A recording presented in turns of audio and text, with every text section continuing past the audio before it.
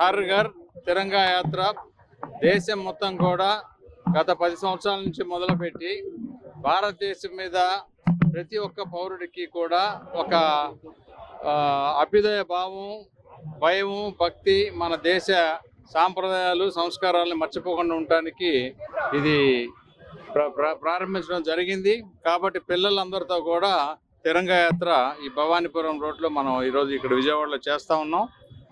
పిల్లలందరికీ కూడా అసలు దేశభక్తి ఎందుకు ముఖ్యం అనేది కూడా తెలియపరచాల్సిన అవసరం ఉంది. స్కూళ్ళల్లో, కాలేజీల్లో కూడా చెప్పమని చెప్తా ఉన్నాం పిల్లలందరికి కూడా. ఎందుకంటే ముందు దేశ స్వాతంత్రం ఎంత కష్టపడి తీసుకొచ్చాం, దేశంలో పరిశుభ్రత ఎలా చూసుకోవాలి, తర్వాత మానవతా దృక్పథంతో వాళ్ళు మన భారతీయ సంస్కృతి సంస్కారాన్ని ఎలా కాపాడుకొని ముందుకు తీసుకెళ్లాలనే ఉద్దేశంతో ఈ హర్ ఘర్ తిరంగా యాత్ర పెట్టడం జరిగింది.